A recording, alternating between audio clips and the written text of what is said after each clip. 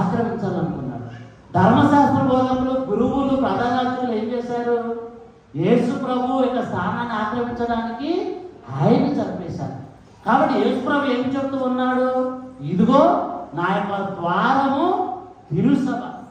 తిరుసభ దేవుడి యొక్క పరలోక రాజ్యం తాళం చెల్లి దేవుడు ఎవరికి ఇచ్చాడు? తిరుసభకి ఇచ్చాడు. మనకి ఎవరు జ్ఞానస్థానం ఇస్తూ ఉన్నారు? తిరుసభ ఇస్తూ ఉంది గురువుల ద్వారా.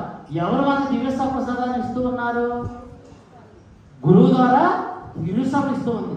ఎవరు మనకు అవసరమైన నుంచి పరలోకానికి పంపుతూ ఉన్నారు? గురువుల ద్వారా తిరుసభ ఇస్తూ ఉంది. కాబట్టి ఈ తిరుసభకు మీరు చెందకుండా వేరే విధంగా మరియ తల్లి పట్ల, తిరుసభ పట్ల విశ్వం చెప్పే వాళ్ళందరూ కూడా దేవుడు ఏమంటూ ఉన్నారు? దొంగలు, దోపిడీగాండ్రులు ఉన్నారు. కాబట్టి మీరు వాళ్ళని అనుసరించమాకండి. నిజమైనటువంటి విశ్వాసమైనటువంటి దేవుడికి చెందినటువంటి గొర్రెలు దేవుడి యొక్క స్వరాన్ని ఆలకిస్తాయని ప్రభు చెప్తూ ఉన్నాడు. కాబట్టి ఇప్పుడు విశ్వాసులారా, మనం దేవుడి యొక్క స్వరాన్ని ఆలకించుదాం, దేవుడిని మనము ప్రేమించుదాం.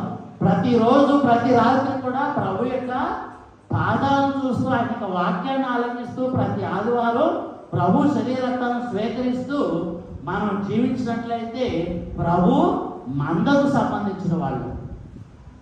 మన ప్రభు శరీరత్వాన్ని స్వీకరించకుండా, వాక్యాన్ని ఆలకించకుండా, దివ్య సంస్కారాలు తీసుకోకుండా ప్రభు మందకు చెందిన వాళ్ళు అవుతామా? అవ్వలేదు.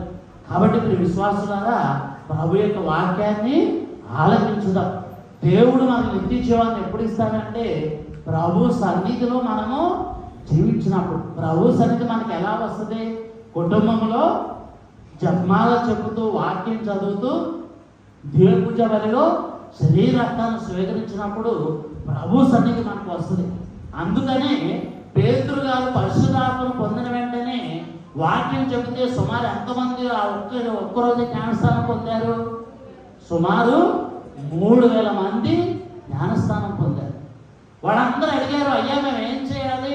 నువ్వు చెప్పిందంతా కూడా సత్యం అన్నప్పుడు పేతురు గారు చెప్పినటువంటి మాట ఏంటి? మీరు అందరూ కూడా మారు మనసు పొంది జ్ఞానస్థానం పొందారు. జ్ఞానస్థానం పొందడం అంటే ఏంటి? మరొక క్రీస్తు ప్రభువుగా జీవించాడు. క్రీస్తు ప్రభు ఎలా జీవించాడు? తండ్రి దేవుడి యొక్క చిత్తాన్ని అనుసరిస్తూ, పాటిస్తూ జీవించాడు. అదే బాటలో మరియ తల్లి, అపోస్తులు కూడా జీవించారు. కాబట్టి అటువంటి జీవితాన్ని దేవుడు మనకు అనుగ్రహించాలని ప్రత్యేకంగా ప్రార్థన చేద్దాం. దేవుడు మనల్ని దీవించును గాక. విశ్వాసాన్ని ప్రకటించుదాం. పరలోకమును